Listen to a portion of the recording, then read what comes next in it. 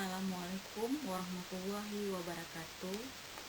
Em, Baiklah, mahasiswa semua, pertemuan kita kali ini membahas tentang faktor-faktor yang mempengaruhi respon penderita dalam pemberian obat dan istilah pemberian obat.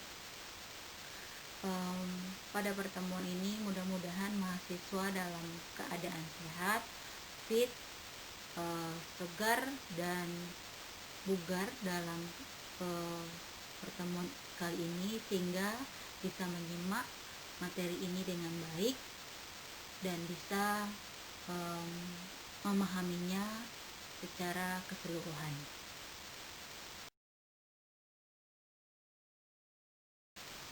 Pertama, kita akan membahas tentang faktor-faktor yang mempengaruhi respon pasien terhadap obat.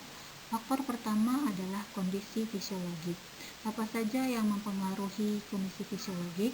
Pertama yaitu neonatus dan bayi prematur. Neonatus adalah bayi yang berusia 0 sampai 28 hari, sedangkan bayi prematur adalah bayi yang lahir kurang dari 2,5 kg. Dosis yang diberikan pada bayi adalah dosis kecil. Dosis biasanya dihitung dari luas permukaan tubuh si bayi agar si bayi bisa merespon obat yang akan diberikan. Yang kedua, dilihat dari anak. Anak menurut Undang-Undang RI yang dikatakan anak adalah anak yang berusia kurang dari 18 tahun. Dalam pemberian dosis, kita harus memperhatikan umur anak, berat badan, serta luas permukaan tubuhnya agar anak yang diberikan obat bisa merespon dengan baik, sehingga obat yang dikonsumsinya bisa bermanfaat pada tubuh si anak tersebut. Kita masuk ke faktor yang ketiga dari kondisi fisiologik, yaitu usia lanjut. Yang dikatakan orang yang berusia lanjut adalah orang yang berumur lebih dari 60 tahun. Respon pasien ini terhadap obat berbeda dengan orang dewasa. Hal ini disebabkan oleh beberapa faktor. Pertama, penurunan fungsi ginjal. Yang kedua, berkurangnya kadar albumin dalam darah sehingga meningkatkan kadar obat bebas.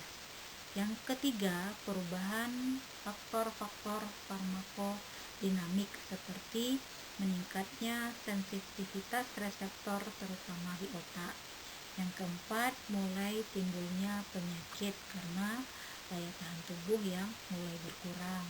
Terus yang kelima adalah penggunaan obat atau akumulasi obat yang dikonsumsi selama ini. Faktor yang keempat adalah dewasa.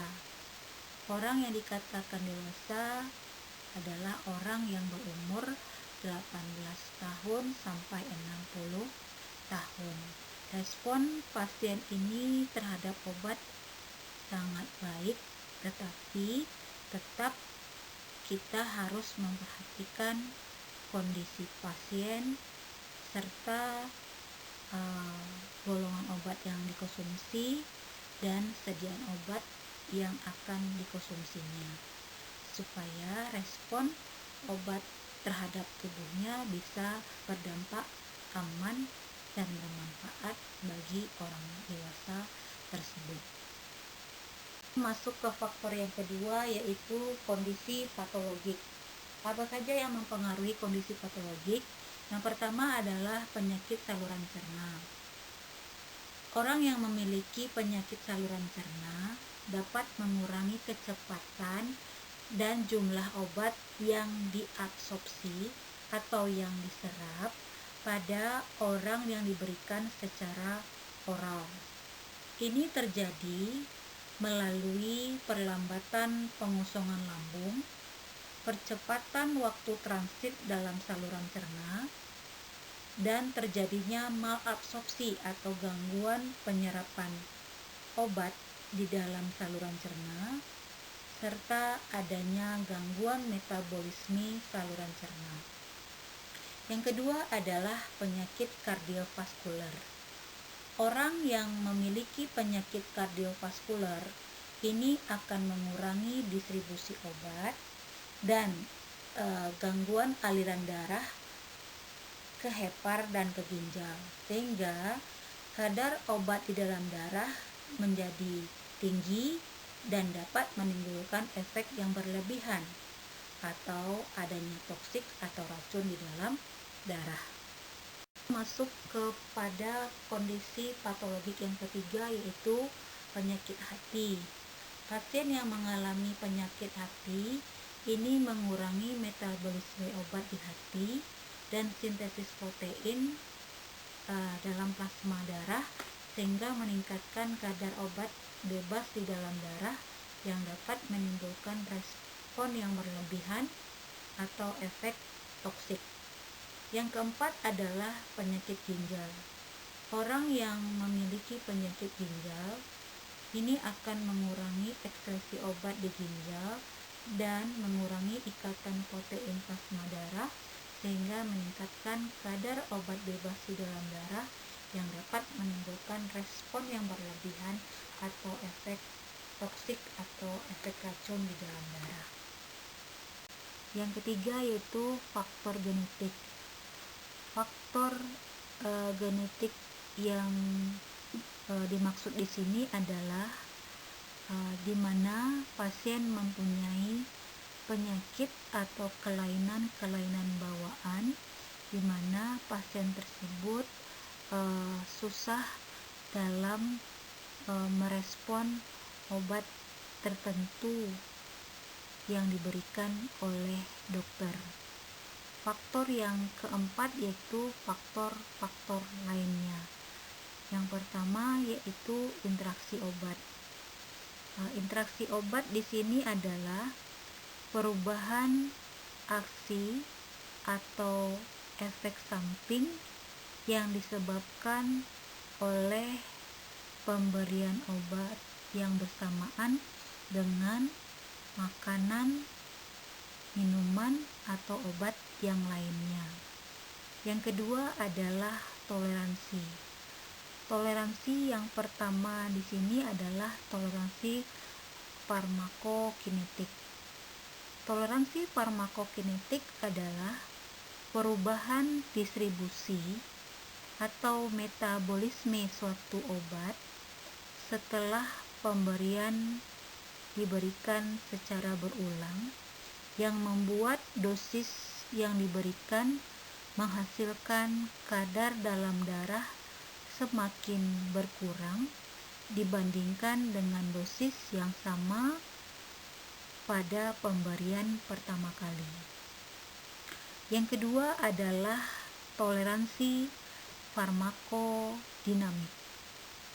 Toleransi farmakodinamik di sini adalah perubahan adaptasi yang terjadi dalam sistem tubuh yang dipengaruhi oleh obat, sehingga respon tubuh terhadap obat berkurang pada pemberian ulangan.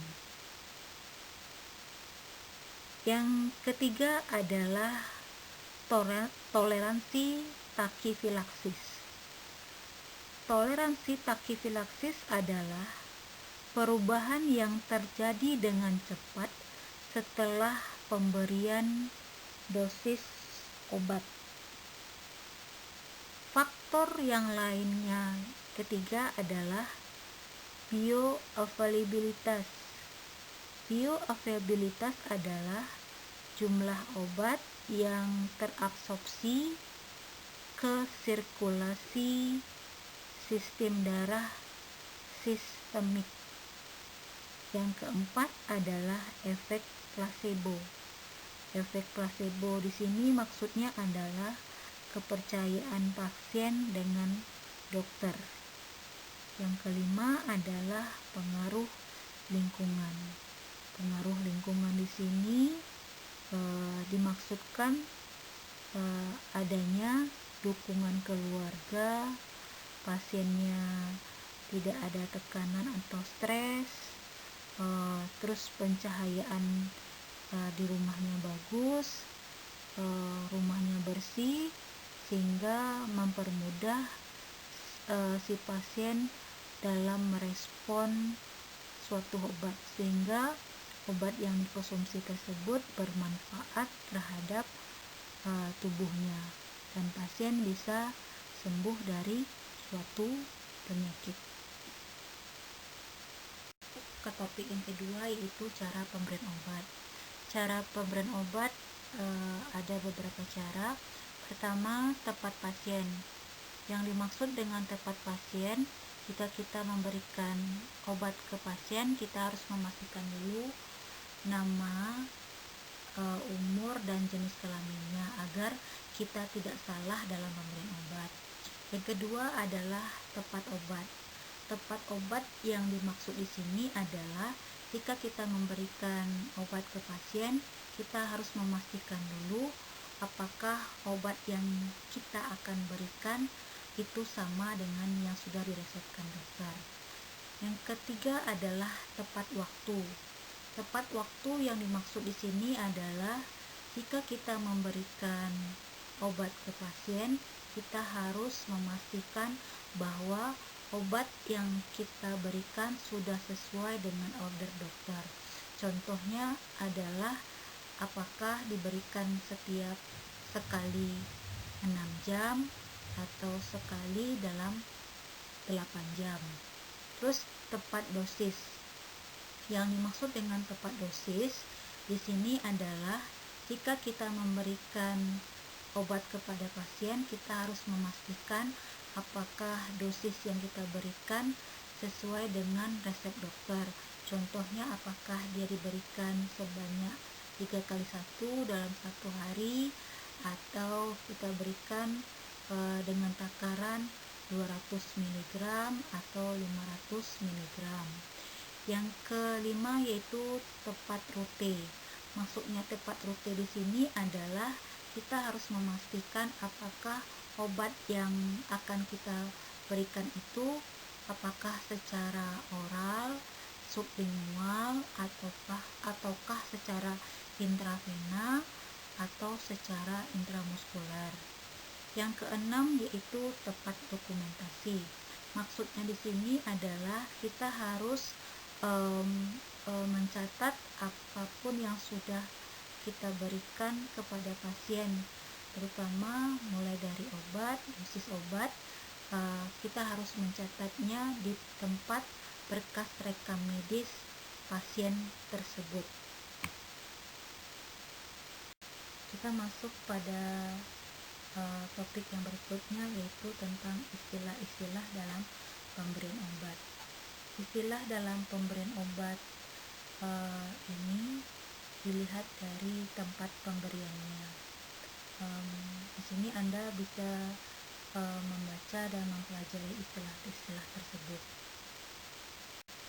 Contoh istilah dari cara pemberian obat yang lain adalah intraartikular, intrasinovial, intrakutan, intrasubkutan, intramuskuler, topikal, transdermal, konjuktiva, intraokular, dan intranasal. Ini merupakan istilah-istilah juga dalam pemberian obat dilihat dari tempatnya. Istilah berikutnya dalam cara pemberian obat dilihat dari tempatnya adalah aural, intrarespiratori, rektal, vaginal, dan retral.